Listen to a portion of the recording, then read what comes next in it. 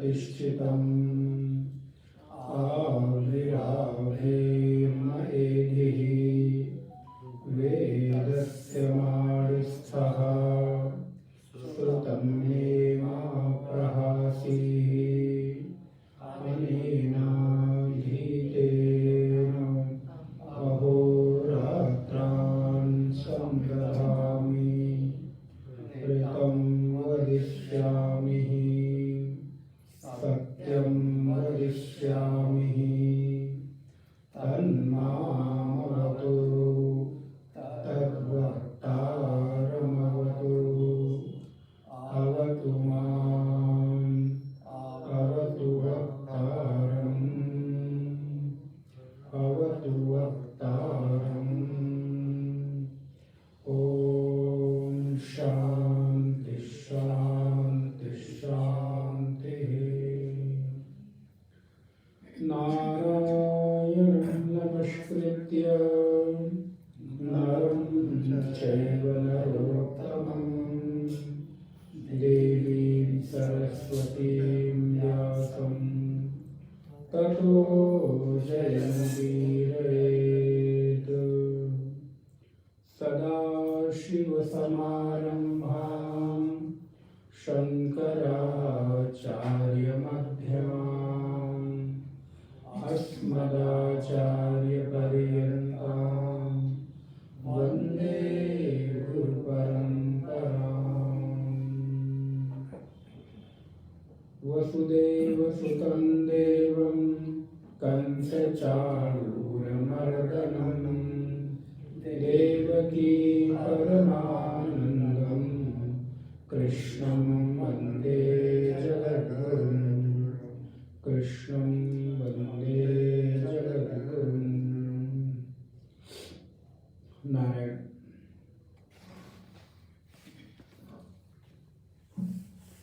गीता के 8वें अध्याय का हम लोग 11वें श्लोक तक देख चुके थे।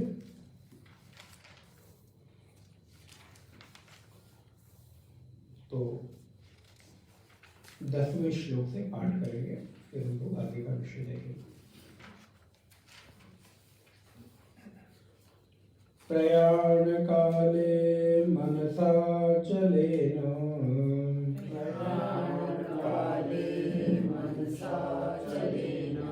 भक्त्या युक्तो योगबलेन चैव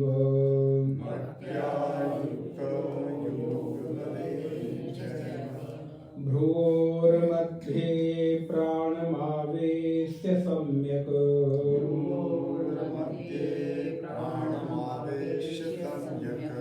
सातं परं पुरुषमुपैति दिव्यम्।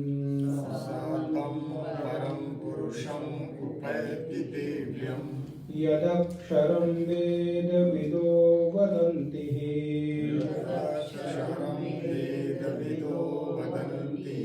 विशन्ति यद्यतयो वीतरागाः। यदीक्षन्तो ब्रह्मचर्यां चरन्ति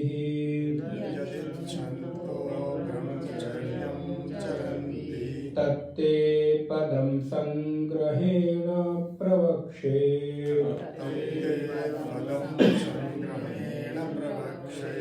सर्वद्वाराणि संयम्य मनोहृदि निरुध्य च मूर्ध्याधायात्मना प्राणम्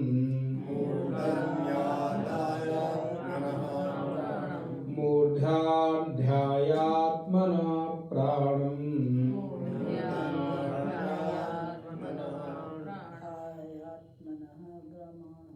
आस्थितो योगधारणाम् ओमित्येकाक्षरं ब्रह्म व्याहरन् मामनुस्मरन्।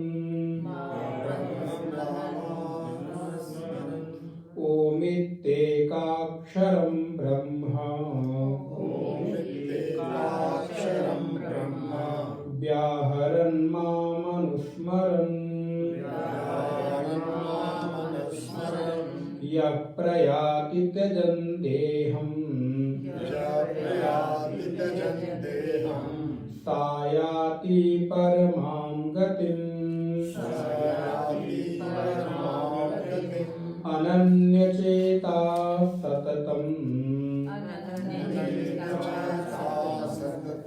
यो मां स्मरति नित्यशः तस्याहं सुलभः पार्थ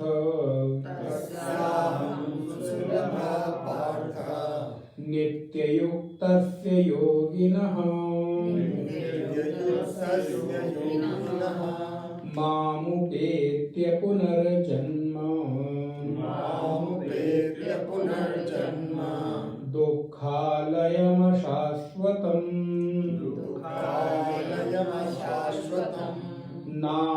नाप्नुवन्ति महात्मानः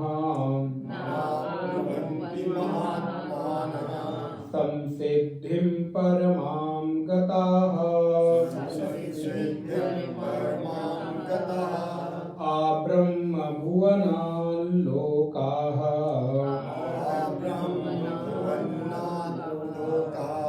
पुनरावर्तिनोऽर्जुन मामुपेत्य तु कौन्तेय पुनर्जन्म न विद्यते सहस्रयुगपर्यन्तम् अर्हद्ब्रह्मणो विदुः रात्रिं युगसहस्रान्ताम् ते होरात्रविदो जनाः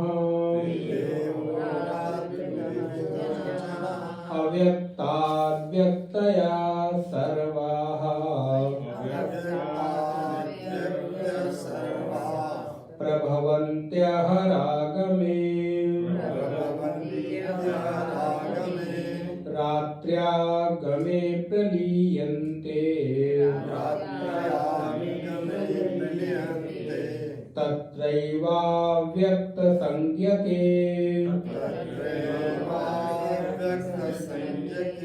भूतग्राम स एवायम् भूत्वा भूत्वा प्रलीयते रात्र्यागमे वशः पार्थ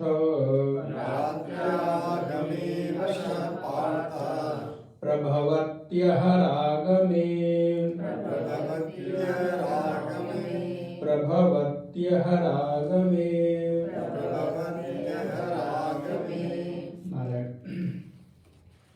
पूर्व की कक्षा में हम लोगों ने देखा भगवान कृष्ण अर्जुन के पूछे गए प्रश्न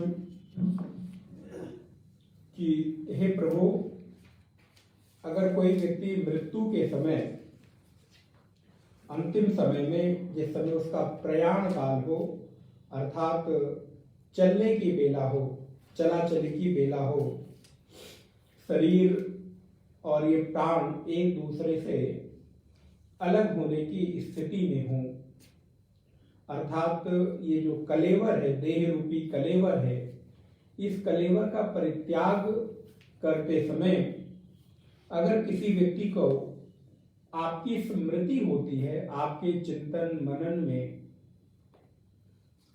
आप उसके चिंतन मनन में आते हो, तो आप अनुभव कैसे होते हो, उसको किस रूप में आपकी स्मृति होती है, वो आपको कैसे जानता है।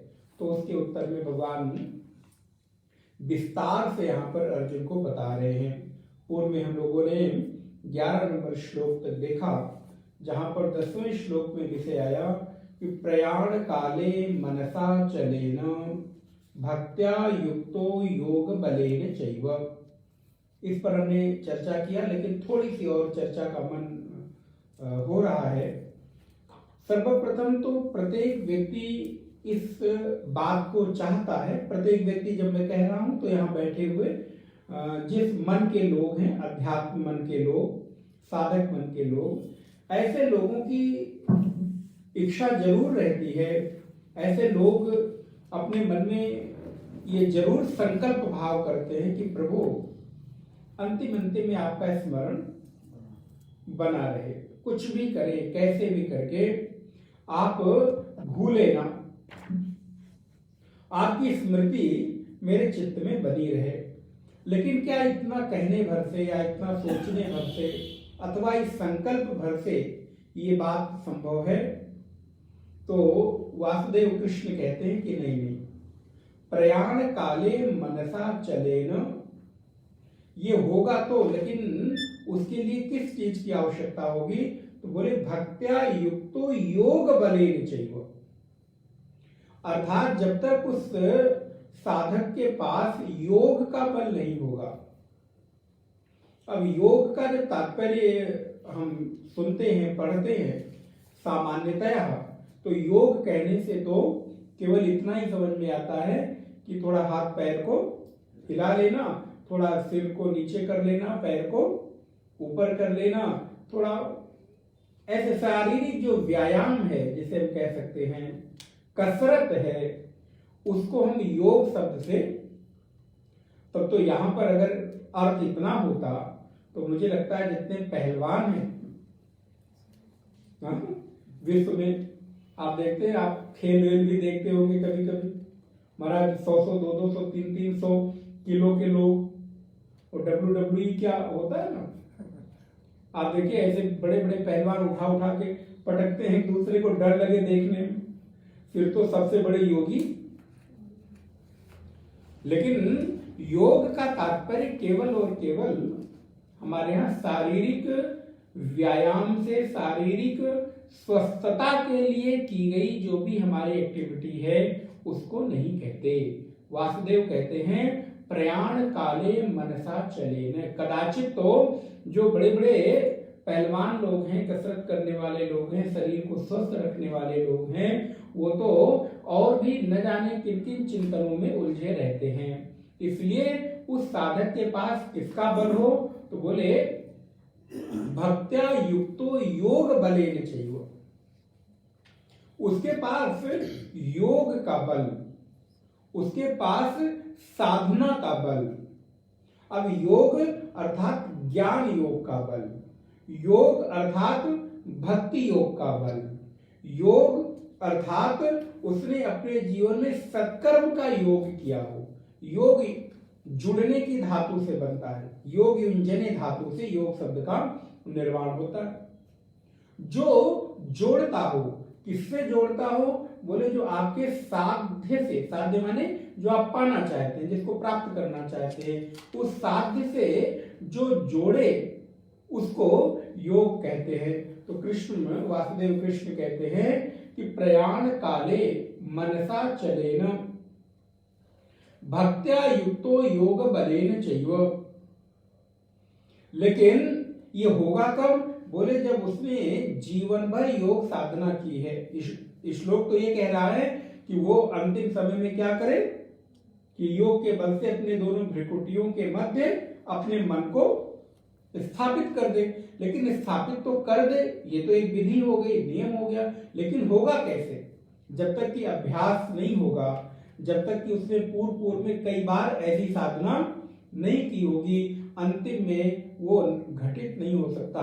क्योंकि अंतिम में तो विभिन्न प्रकार की अन्य चीजों में वो व्यक्ति उलझा रहता है, विभिन्न प्रकार के अन्य पीड़ा में, दुख में, कष्ट में रहता है।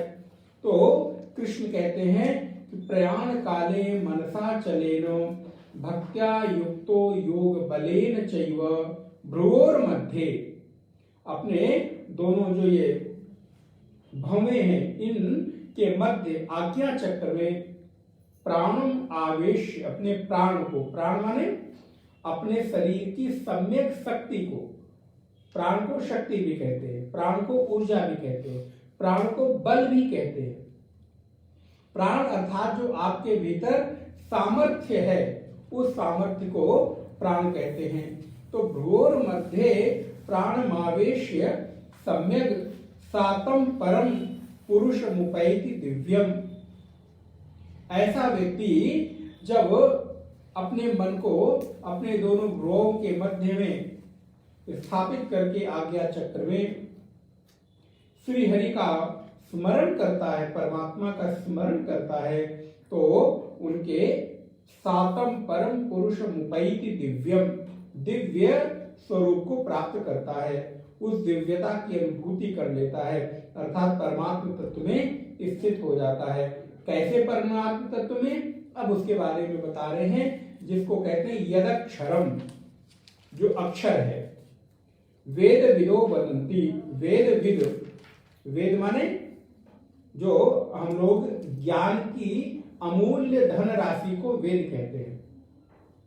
हमारे यहाँ वेद केवल किसी ग्रंथ विशेष का नाम नहीं है, पुस्तक विशेष का नाम वेद नहीं है, अपितु जो भी ज्ञान की राशि है, जहां पर ज्ञान की अगाध राशि भरी हुई है, उसको वेद कहते हैं। तो उस वेद को जानने वाले जो वेदविद लोग हैं, वदंती माने कहते हैं, क्या कहते हैं? अक्षर कहते हैं, जिसका कभी क्षरण नहीं होता। विशंति यद्यतयो वीतरागाः, जो वीतराग है, वीतराग माने आसक्ति रहित, वैराग्य पुरुष है, वैराग्यवान है, ऐसे लोग उस तत्व में प्रवेश कर जाते हैं। यदि क्षंतो ब्रह्मचर्यम चरंती तत्ते पदम संग्रहेण प्रवक्षयेत्। उस परम पद को चाहने वाले जो ब्रह्मचारी लोग हैं, अब यहां पर ब्रह्मचारी का तात्पर्य केवल और केवल जो ब्रह्मचर्य आश्रम है उसको नहीं लेना चाहिए। ब्रह्मचारी का तात्पर्य है जो भी अपने जीवन में ब्रह्मचर्य पूर्वक, संयम पूर्वक जीवन यापन करता है, उस सबको, उस संयमी पुरुष को क्या होता है? तो बोले तत्ते पदम संग्रहेण प्रवक्षे। उस परम पद को मैं तुम्हारे लिए संक्षेप में अर्जुन बताऊंगा। क्या बताऊंगा? कि अब यहां से साधना शुरू हो रही है, साधना विधि शुरू हो रही है कि उस अक्षर तत्व को प्राप्त कैसे किया जाए, उसके लिए उपाय क्या है। तो कहते हैं सर्व द्वाराणि संयम्य मनोहृदय निरुद्ध च। ये यहाँ से बहुत सुंदर साधना के लिए हमारे जीवन में वेदांत की और ज्ञान की साधना के उपरांत जीवन में अभ्यास कैसे हो, ये विषय भगवान प्रारंभ करते हैं। कहते हैं सर्व द्वाराणि संयम्य मनोहृदय निरुद्ध च।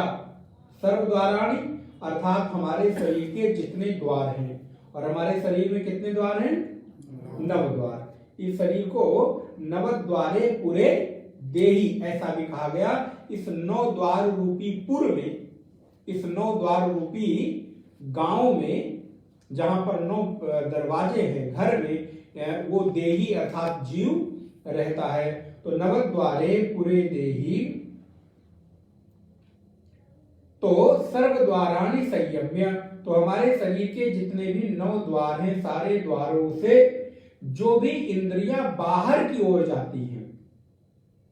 आप देखिए, इस विषय को आपने श्रवण किया होगा, इंद्रियों का प्रायः जो स्वभाव होता है वो बाहर की ओर जाने का होता है। आंखें बंद करने में आपको श्रम करना पड़ता है, जोर लगाना पड़ता है, लेकिन अभी आंखें खोल के चारों तरफ देखना हो तो उसमें जोर नहीं लगाना पड़ता। आंख बंद करके प्रभु का स्मरण करना हो, उनकी मूर्ति का, उनका दर्शन करना हो, तो आपको जोर लगेगा। लेकिन बाहर के किसी विषय का दर्शन करना हो, किसी सौंदर्य का दर्शन करना हो, तो आंखों को जोर नहीं लगता, बल्कि उनको मजा आता है। इसी प्रकार कान, जितनी भी आपकी इंद्रियां हैं। अभी सत्संग सुनने के लिए कानों को जोर लगाना पड़ता है 1 घंटे बैठने के लिए। लेकिन अगर अभी कोई नारायण राजनीति की चर्चा हो जाए, देश की चर्चा हो जाए, समाज की चर्चा हो जाए, घर परिवार की चर्चा हो जाए, कहीं किसी व्यवसाय की चर्चा हो जाए, किसी धन और लाभ की चर्चा होने लग जाए, और ये सबसे ज्यादा अगर कहीं निंदा और स्तुति की बात होने लग जाए तो महाराज देखिए कान एकदम खड़े हो जाते, एक शब्द भी छूटने, क्या कहा सुन नहीं पाए, जरा फिर से बता दो, बता, अरे नहीं बता प्लीज आप चिंता मत करिए, कहीं कहने थोड़ो जाने वाले हैं। सत्संग में अगर एक लाइन छूट जाए, अरे ठीक है कोई बात नहीं, छूट गई तो बताते ही रहते हैं, फिर अगली बात सुन लेंगे, नहीं तो नहीं, छूट भी गया तो क्या नुकसान होने वाला है। लेकिन जिस चीज को सुन के नुकसान होने वाला है उसको सुनने के लिए ये कर्ण महाराज व्याकुल हो जाते अगर एक लाइन छूट जाए। तो ये कान रूपी द्वार, नेत्र रूपी द्वार, मुख रूपी द्वार, हमारी जो दोनों मल त्याग के द्वार हैं, तो हमारे शरीर में 9 द्वार हैं जहां से इस प्राण और ऊर्जा के निकलने का माध्यम बनता है। तो इन 9 द्वारों की इंद्रियों को संयमित करके सभी इंद्रियों को रोक कर, देखिए भगवान कह रहे हैं रुकेगी नहीं, एक दिन आएगा जिस दिन महाराज अभी तो उम्र है, अभी तो भोग लेने दीजिए, ये उम्र थोड़ो है भजन साधना सत्संग कथा की। तब बोले जब 80 साल के हो जाएंगे तब, तो अब 80 साल के जो हो गए जरा उनसे जाकर पूछिए कि अब क्या तुम्हें भजन में, साधना में, श्रवण में, सत्संग में मन लगने लगा, रुचि पैदा हो गई? कहेंगे नहीं, अब तो लगता है थोड़ा महाराज जी कुछ शरीर खाने पीने लायक होता, कुछ होता तो जरा कुछ और खा लेते। अब खाने का मन तो करता है लेकिन डरते रहते हैं, डर डर के खाते हैं कि कहीं गड़बड़ ना हो जाए। अरे इतने साल तक खाया, बचपन में कहते थे, युवावस्था में कहते थे, जवानी में कि अभी खा लूं, बुढ़ापे में नहीं खाऊंगा देखा जाएगा। लेकिन अब क्या ना खाने की स्थिति पैदा हो गई? बोले ना, अब इच्छाएं और तीव्र होती जाती हैं, तीव्र होती जा रही हैं। जैसे जैसे इंद्रियां कमजोर होती हैं वैसे वैसे उनमें मानो और भी विषय भोगने की इच्छा। उपनिषद कहता है, कठोपनिषद आप जब पढ़ेंगे तो भोग भोगते भोगते इंद्रियों का जो तेज है नष्ट हो गया, जरयंती तेजा, इन इंद्रियों के तेज नष्ट हो गए। लेकिन इंद्रियों के तेज नष्ट होने के बाद भी इंद्रियों में भोग भोगने की सामर्थ्य न होते हुए भी भोगने की इच्छा नहीं समाप्त हुई, सामर्थ्य नहीं है। अच्छा ज्यादा खा लेने की, ज्यादा चल लेने की, लेकिन फिर भी इच्छा होती रहती है, यहाँ भी वहां भी, ये भी, यो भी, सारी चीजें।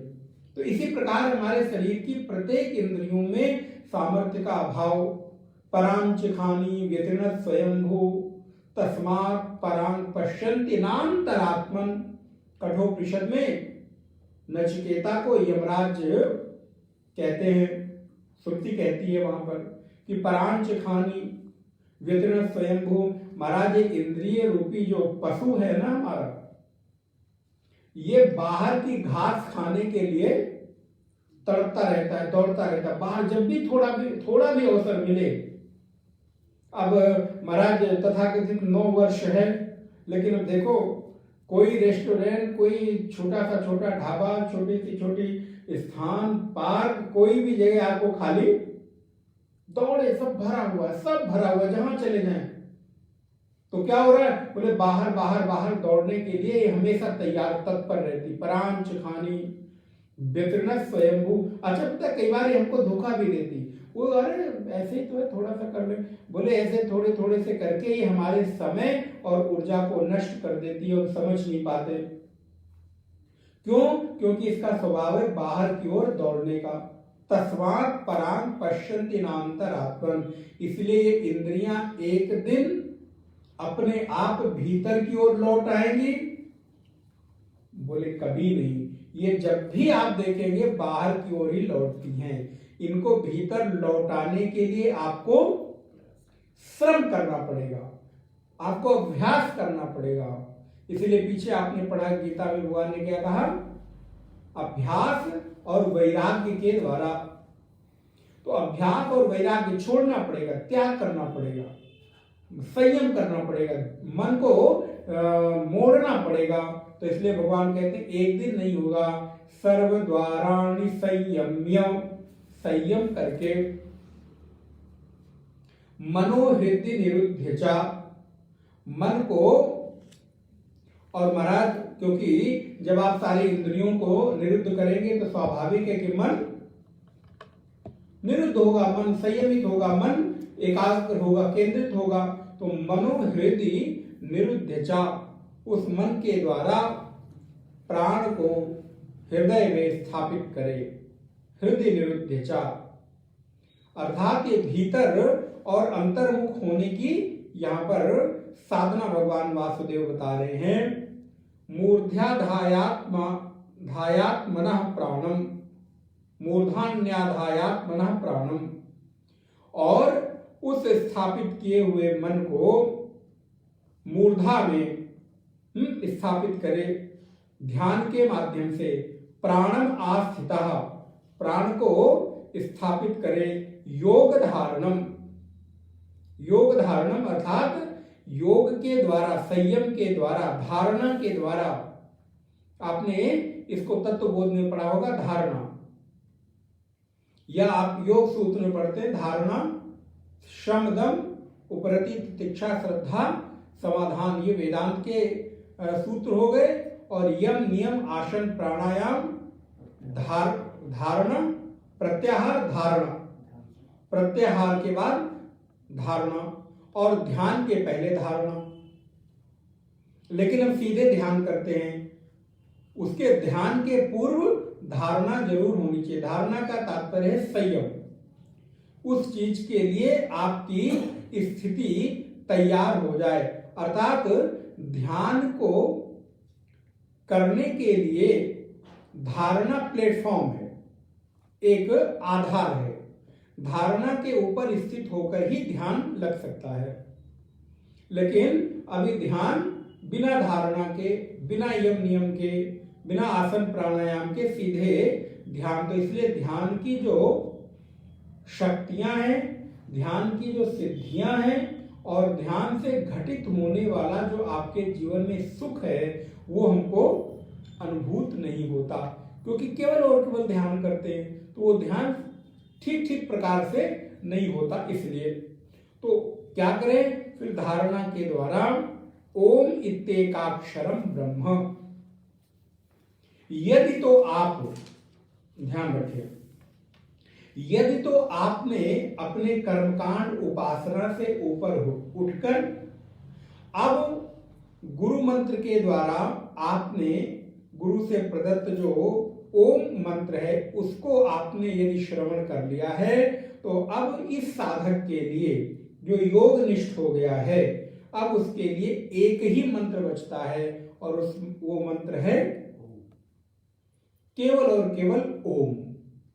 अब ओम के भी तीनों पादों पर खूब चर्चा हुई है, बार बार विषय में आता है तो दोहराने का अभिप्राय नहीं बनता। ओम में 3 अक्षर है, ओ, मा और आ, उ और मा, ये 3 अक्षर हैं। तीनों अक्षरों के अलग अलग ध्यान का अलग अलग महत्व है। आ का विशेष ध्यान करते हैं तो उसका, उ का करते हैं तो उसका, और मा का करते हैं तो उसका। इसकी विशेष चर्चा आई थिंक कठोपनिषद में हुई है, प्रश्नोपनिषद में भी है ये विषय, ठीक बात है। तो ओम इत्येकाक्षरम ब्रह्म व्याहरण माम अनुस्मरण, उस ओम एक अक्षर रूप ब्रह्म को। अब देखिए कितना सुंदर विषय भगवान ने यहाँ पर हम लोगों को स्पष्ट कर दिया। कभी कोई पूछते हैं कि आपने उस ब्रह्म का ध्यान किया, अनुभव किया है, उस ब्रह्म को देखा है, क्या उस ब्रह्म की अनुभूति हुई है? तो आप बिल्कुल निसंकोच, जी हाँ मैं बिल्कुल उसको जानता हूं, ओम के रूप में साक्षात ब्रह्म ही मेरे हृदय में विराजित है, स्थापित है। मेरे मन के भीतर सदा ओम का उच्चारण चलता रहता है। ये लेकिन ज्ञानी साधक के लिए है, जो ज्ञान निष्ठ ज्ञान युक्त साधना करते हैं उन लोगों के लिए। अभी जो अन्य किसी मन की इच्छा की पूर्ति कामना की के लिए साधना भजन उपासना पूजा कर्मकांड करते हैं, वो जो अपना करते हैं उनको करते रहना चाहिए। ये क्या है बोले, ये उस चेतन पुरुष की प्राप्ति और चेतन पुरुष की अनुभूति के लिए ओम को ही ब्रह्म मानकर, ओम इति एकाक्षरम, आप जब इसको तोड़ तोड़ के पढ़ेंगे तो क्या होगा, ओम इति एक अक्षरम, ओम ही वो एकमात्र अक्षर है। अच्छा, एक ओम होने के कारण व्यवहारिक रूप से इसका अगर व्याख्यान करें तो इसमें कभी कोई क्षरण नहीं हो सकता, इसको तोड़ा नहीं जा सकता। अन्य कोई मंत्र है, अन्य कोई विधि है तो उसमें खंड भी संभव है, लेकिन ओम ऐसा एक अक्षर ब्रह्म है, एक ब्रह्म है, एक पुरुष है जिसमें किसी भी तरह का क्षरण नहीं है। अच्छा, ऐसा जो लोग कर लेते हैं, अब ये प्रश्न कौन से प्रश्न का उत्तर चल रहा है, अंतिम समय में जो लोग भगवान का स्मरण करते हैं, उस पुरुष का स्मरण करते हैं, उसको कैसी अनुभूति और किस प्रकार से आप अनुभव में आते हो। तो अगर कोई व्यक्ति ऐसे ओम के साधना के द्वारा अपने इस देह रूपी कलेवर का त्याग करता है, तो परमार्थ सार नामक एक ग्रंथ है, वहां पर बड़ी सुंदर एक श्लोक आया, बोले ऐसा व्यक्ति काशी में अपना शरीर त्यागे और चाहे शमशान में त्यागे, चाहे किसी पंडित के तीर्थ में त्यागे अपना शरीर, पंडित के घर में त्यागे, चाहे तीर्थ में त्यागे, और चाहे किसी चांडाल के घर में उसका, बोले इससे कोई फर्क नहीं पड़ता, उसके लिए काशी और काबा बोले एक जैसा है। अब वो कथा आप सुना होगा आपने कभी, गुरु नानक देव जी की है कि मंदिर में गए तो विश्राम कर रहे थे, तो ध्यान नहीं दिया तो कदाचित जिस ओर मूर्ति थी उस ओर उनका पैर था, तो पुजारी आया, बड़ी जोर से डांट लगाई, कैसा साधु है, पता नहीं है भगवान के पैर करके सो रहा है, इतनी भी तमीज नहीं है। नींद खुली, देखा क्या क्या हो गया, तब तक जब तक वो समझ पाते, वो पुजारी उनके पैर को खींचकर घुमाकर जिस ओर मूर्ति नहीं थी दूसरी ओर कर दिया। वो खुद नहीं किए, उसको खुद ही घसीट कर उस तरफ कर दिया, और जैसे ही पैर उसका छोड़ा, पैर दूसरी तरफ, तो देखते हैं कि मूर्ति घूमकर,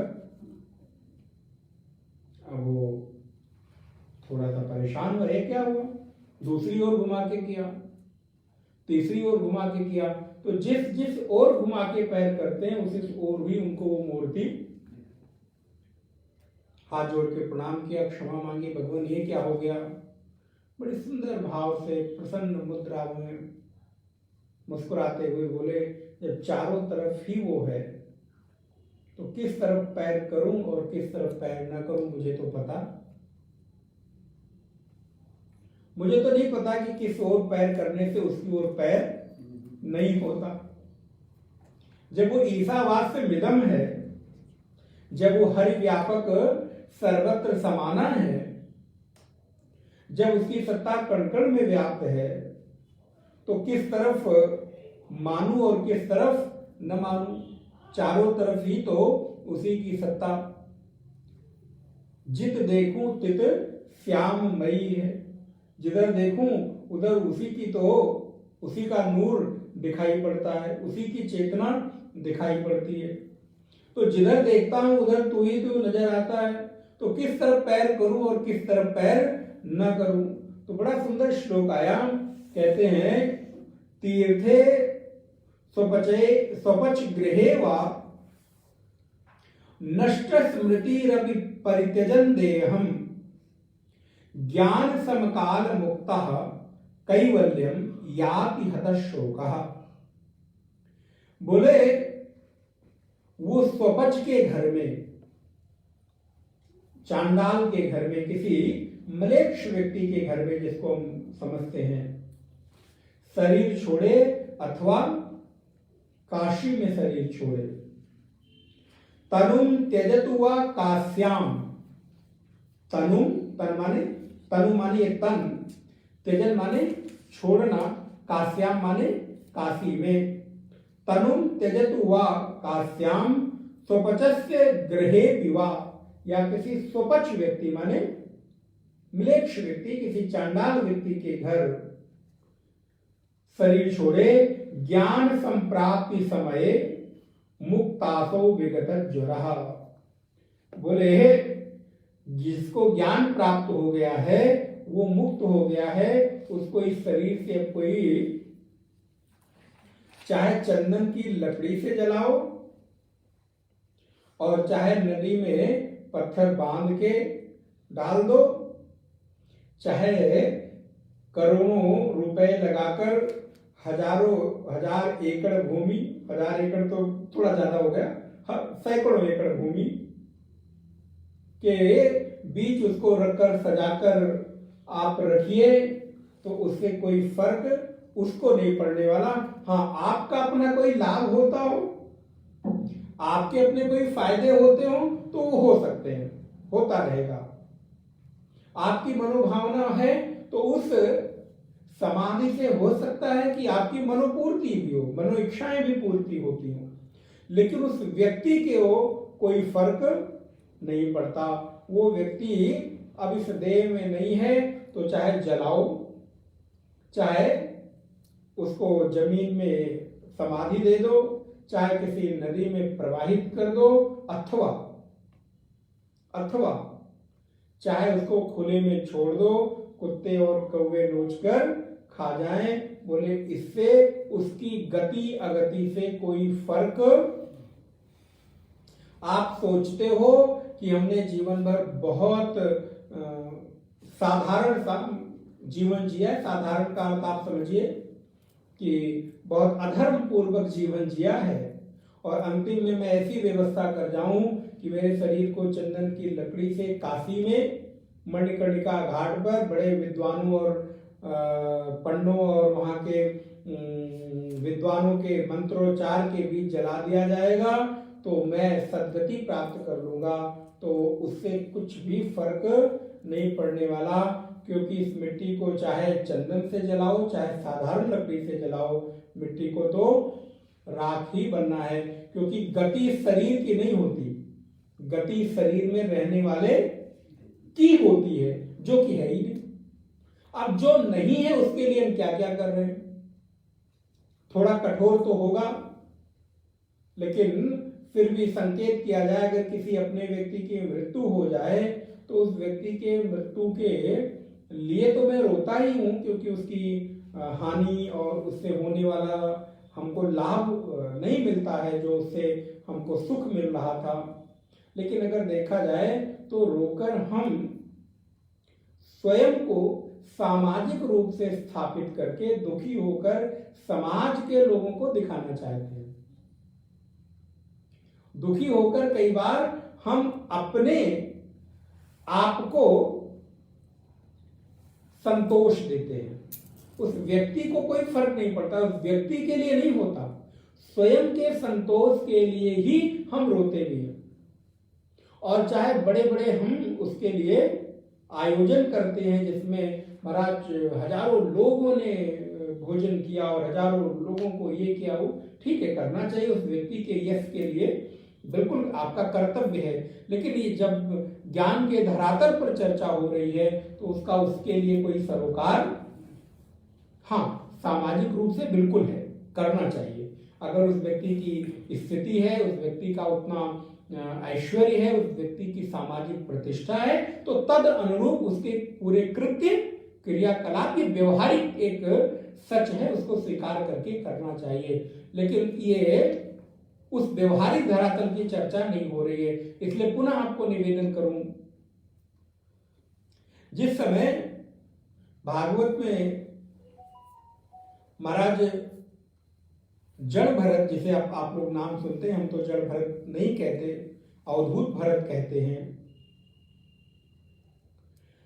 वो राजा रघुगण जा रहे हैं ना सत्संग के लिए पालकी में, तो जब मिले, तो जब उपदेश करना शुरू किया, तो महाराज भरत ने एक ही बात कही कि राजन, व्यक्ति को विचार काल में व्यवहार को और व्यवहार काल में विचार को कभी भी सम्मिलित नहीं करना चाहिए। अर्थात जिस समय आप यहां पर ब्रह्म विचार के लिए बैठे हो, उस समय व्यवहार की चिंता मत करो। महाराज आप तो ये कह रहे हो वहां कैसे होगा? बोले दोनों दो धरातल हैं, दोनों दो चीजें हैं, आप दोनों को मिश्रित नहीं कर सकते। व्यवहार को परमार्थ में और परमार्थ को व्यवहार में कभी भी मिलाया अगर आप ऐसा करते हैं तो आप दोनों के साथ न्याय नहीं कर पाएंगे। जिस समय आप व्यवहार काल में पूरा व्यवहार करिए, लेकिन जिस समय आप सत्संग में विचार काल में बैठे हों, उस समय उसी अनुरूप मन के भीतर विचार चलने चाहिए। इसके लिए आप बहुत सारे उदाहरण अपने जीवन में ले सकते हैं। अगर आप बैठे हों,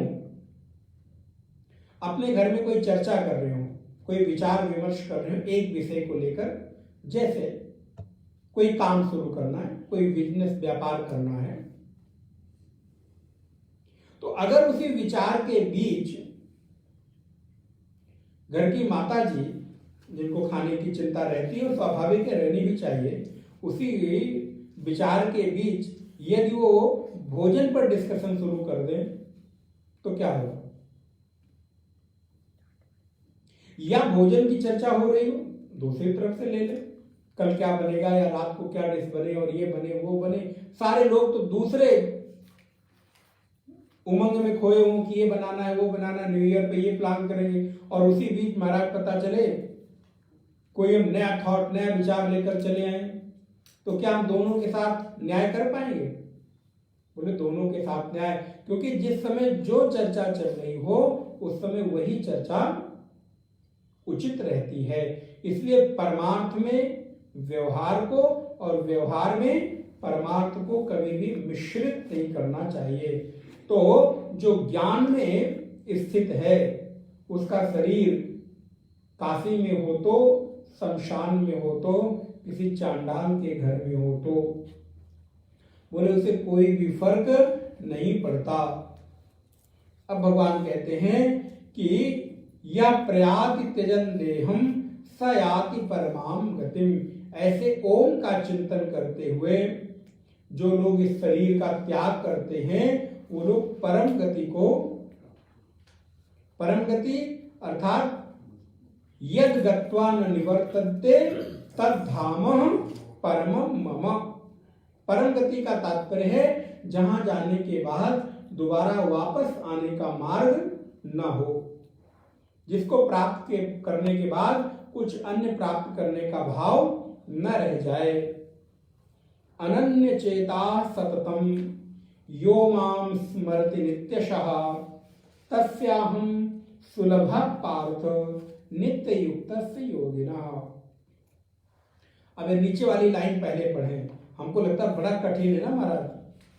भगवान कहते नहीं, तस्य अहम सुलभः पार्थ, हे पार्थ तस्य अहम सुलभः, मैं अर्जुन उसके लिए बड़ा सुलभ हूं, बड़ा सहज हूं।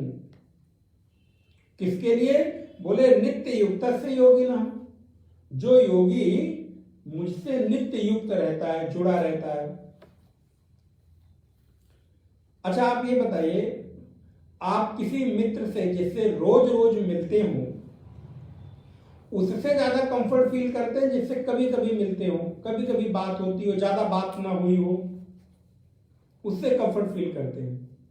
बोले नहीं, जिससे हम रोज मिलते हैं उसके साथ सारे सुख दुख, अच्छी बातें, बुरी बातें, सब कुछ हम साझा कर सकते हैं, अर्थात उससे रोज जुड़े हुए। जिससे रोज मिलते हैं, रोज जुड़ते हैं, उससे संबंध की घनिष्ठता, और जिससे कभी कभार मिलना हो, खाली फॉर्मेलिटीज में परिचय होता हो, उसके साथ की घनिष्ठता में फर्क होता है कि नहीं? बोले ठीक उसी प्रकार योगी लोग परमात्मा से नित्य जुड़ मिलते हैं, नित्य स्मरण करते हैं, इसलिए वो उनसे ज्यादा फ्रेंडली रहते हैं भगवान, ऐसा मान के चले। और जो लोग कभी कभार करते हैं तो बोले थोड़ा थोड़ा डिस्टेंस मेंटेन करनी पड़ती है, थोड़ा ये करना पड़ता है कि अरे आए देख भी ले लेकिन जरा नजर ना पड़े करके हम निकल जाए। क्यों? क्योंकि आना तो रोज है लेकिन रोज आ नहीं पाते, मिलना तो रोज है लेकिन रोज मिल नहीं पाते, ध्यान तो आपका रोज करना चाहिए लेकिन रोज नहीं कर पाते।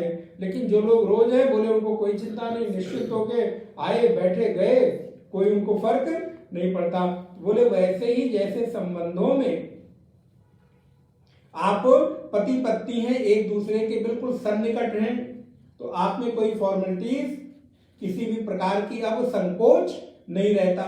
अब ये नहीं रहता कि जब भी मिले तो बाल में कंघी करके महाराज हाँ, अब ये थोड़ा सा हमने लाइट एग्जाम्पल दे दिया।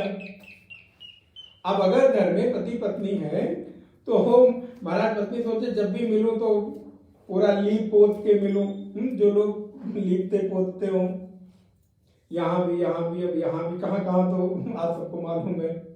और वो महाराज बोले हमेशा कंघी वंगी करके और बाल दाढ़ी क्लीन शेव और ये वो पूरा, ऐसा तो नहीं होता ना। बोले महाराज कभी दाढ़ी बढ़ भी गई, कभी मेहता जी जैसा पूरा मुंडन भी कर लिया, और कभी बड़े हैंडसम भी हो गए, सुंदर सूटेड बूटेड भी हो गए, और कभी कुछ नहीं है तो बिल्कुल सामान्य एक पतले से वस्त्र में भी बैठे हुए हैं, वहां कोई औपचारिकता।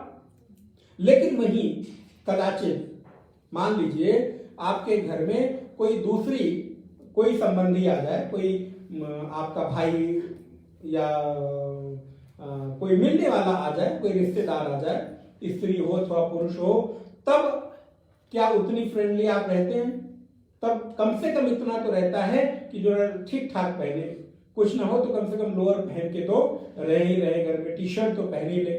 और ऐसे अगर दो ही अपने घर में हैं तो कई बार हम तौलिए में भी हैं, कई बार हाफ पैंट में भी हैं, कई बार बनियान में भी हैं, जैसे चाहे वैसे रहे। क्यों? क्योंकि अब वहां पर कोई दूरी, कोई छुपाव नहीं रहेगा।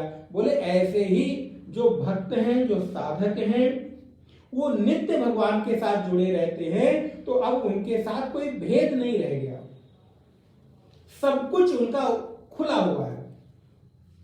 अब अगर अच्छी वृत्ति आती है तो भी भगवान के सामने आए, और अगर सद्वृत्ति नहीं भी आती है, असद्वृत्ति आती है तो भी प्रभु आप जानो, क्योंकि अब मुझे आपसे कोई दुराव, कोई छुपाव नहीं रह गया। तो ये एक उदाहरण मैंने जस्ट आपको समझने के लिए दिया कि जब भगवान कह रहे हैं अनन्य चेता, बड़ी सुंदर बात, अनन्य चेता।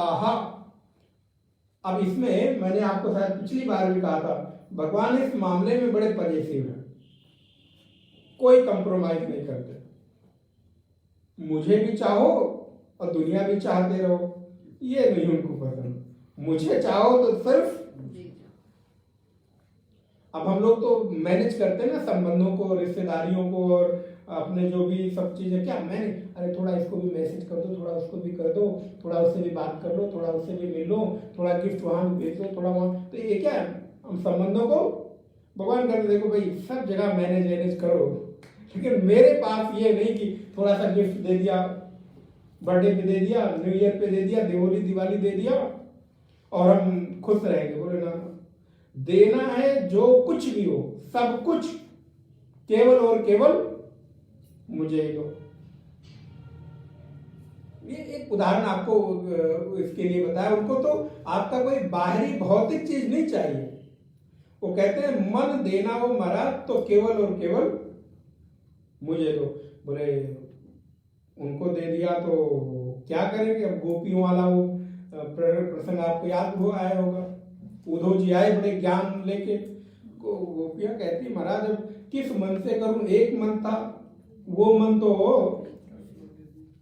कृष्ण को दे दिया और दे ही नहीं दिया, वो महाराज लेके चले भी गए। कभी कभी तो फॉर्मेलिटी में होती ना, हम लीजिए एक पीस, लीजिए एक पीस। तो आदमी कहता नहीं नहीं नहीं लेंगे।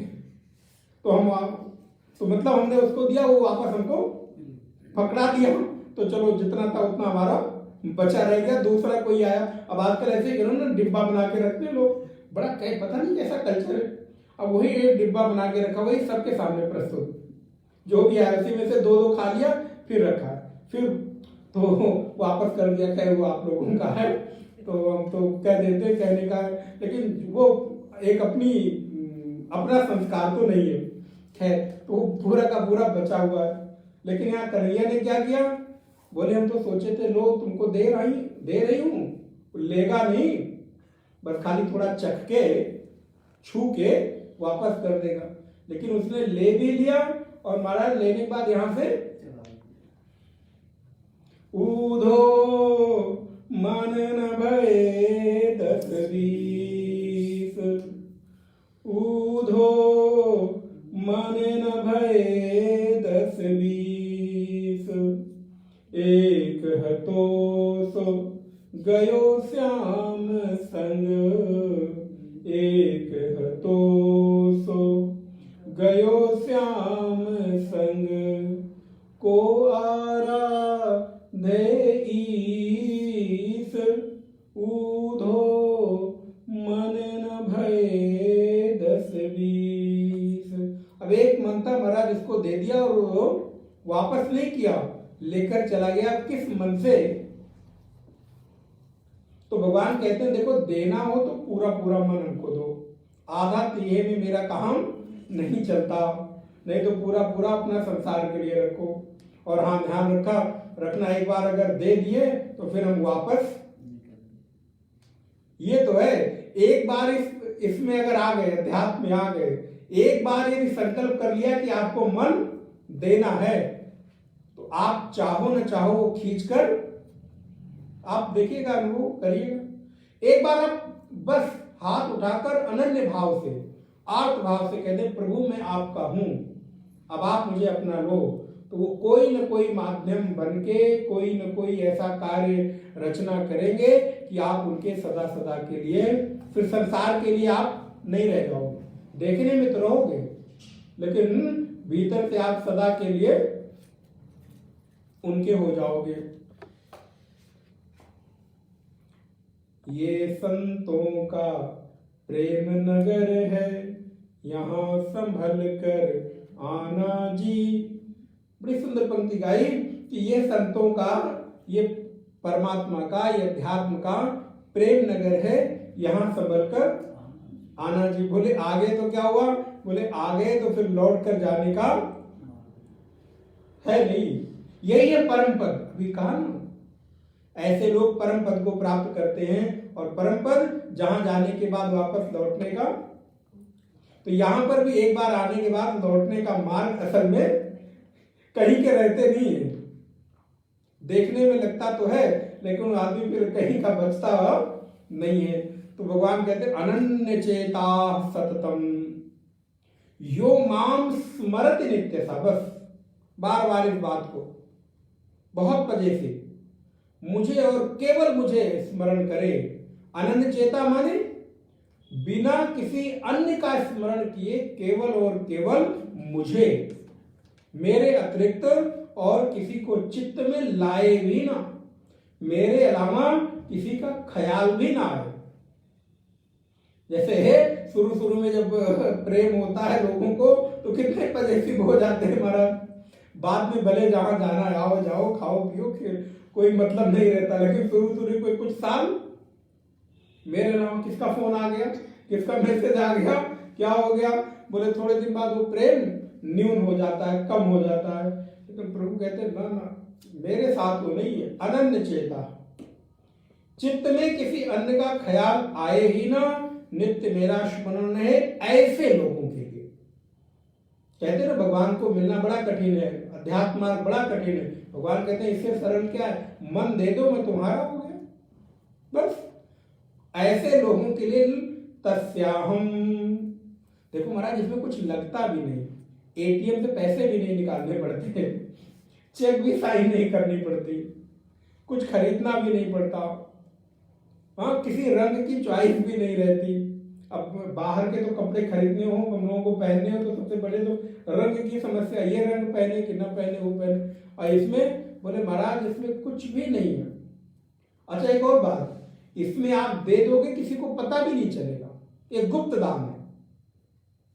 तो अपने मन को, प्रभु को गुप्त दान कर दो, बाहर किसी को पता भी ना चले, लोगों को लगे कि ये मेरा है, लेकिन आप तो किसी और के हो चले महाराज। तो ये भगवान का मार्ग ऐसा, ऐसे लोगों के लिए क्या है, बोले ऐसे लोगों के लिए मैं बिल्कुल सुलभ हूं, सरल हूं, सहज हूं, उनके लिए मैं बिल्कुल भी अप्राप्य नहीं हूं, सदा मिला हुआ हूं।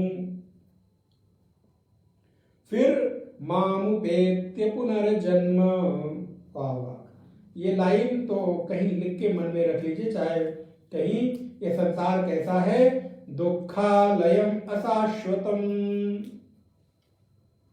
अच्छा, आपको पता चल जाए कि एक व्यक्ति से मिलने से आपको दुखी दुख मिलेगा, एक व्यक्ति के घर में जाने से आपको दुखी दुख होगा, तो आप जाते हो, मिलते हो? नहीं मिलते।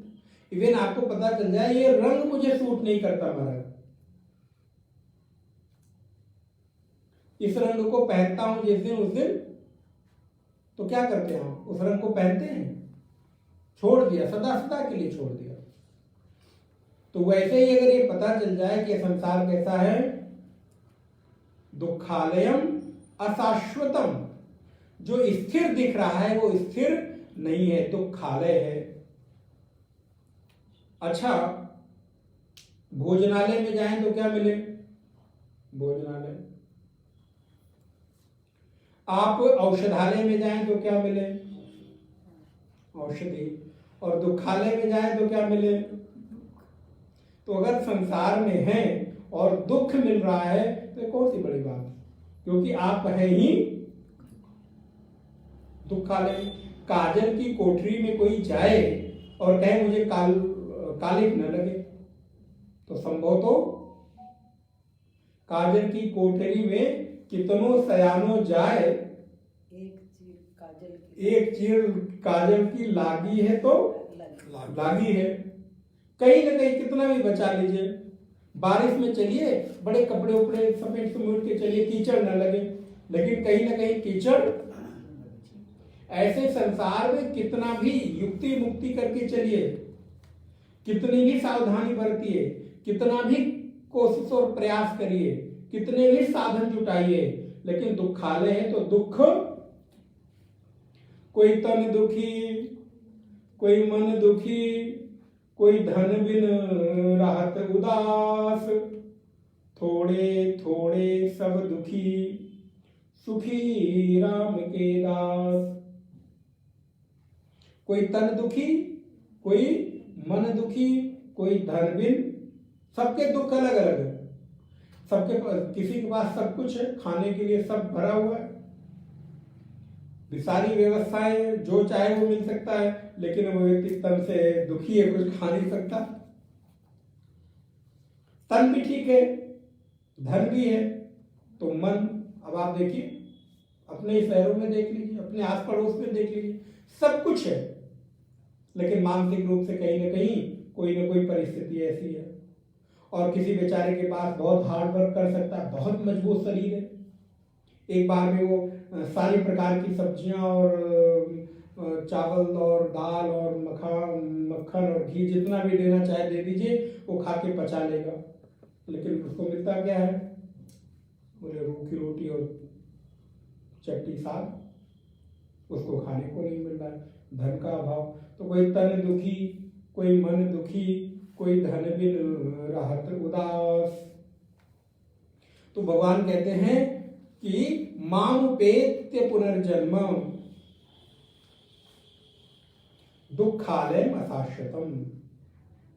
वो फिर अगर जो इस दुखालय और अशाश्वत संसार में नहीं आना चाहते, वो लोग मुझे प्राप्त कर लेते हैं, फिर यहां पर कभी नहीं लौट कर आते। लेकिन कौन लोग, बोले योगी, सन्यासी, साधक, योगी, पुनः इस शरीर को छोड़ने के बाद लौटकर इस संसार में उनका जन्म मां के गर्भ में आना नहीं पड़ता। नाप्नुवन्ति महात्मानः संसिद्धिं परमां गतः।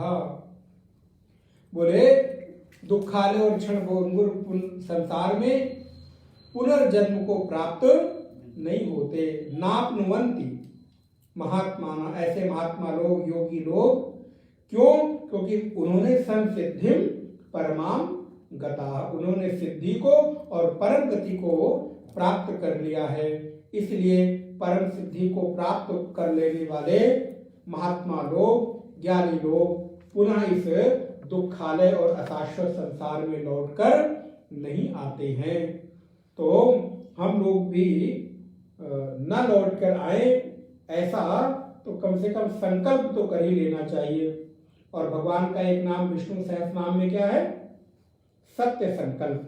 तो यदि आप कोई सत्य संकल्प करते हैं तो परमात्मा उस संकल्प को अवश्य पूरा करेंगे। तो कम से कम संकल्प तो कर ही लेना है कि अब लो नसानी अब न सही हूं।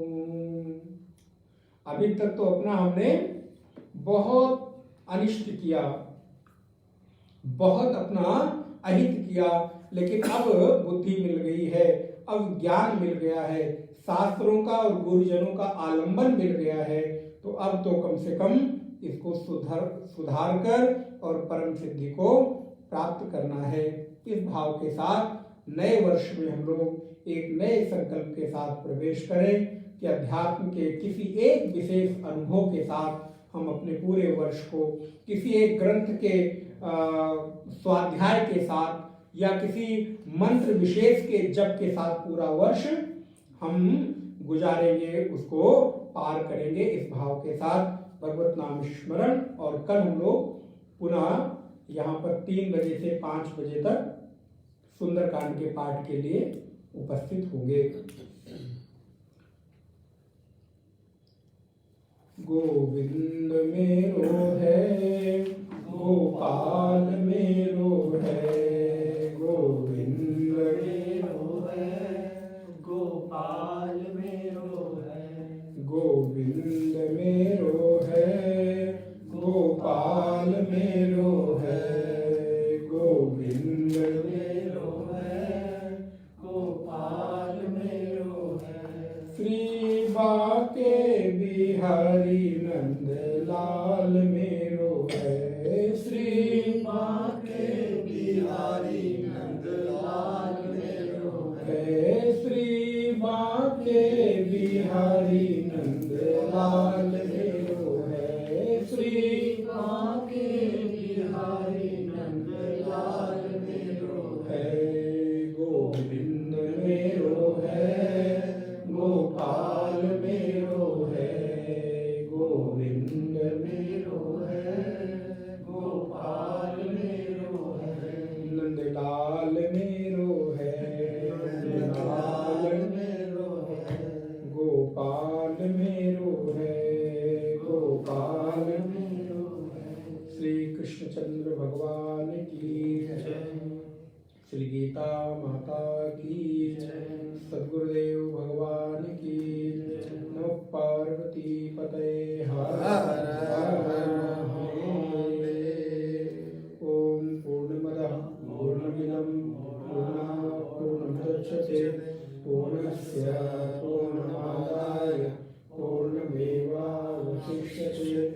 ओम शांति शांति शांति। हरि ओम। श्री गुरुभ्यो नमः। हरि ओम।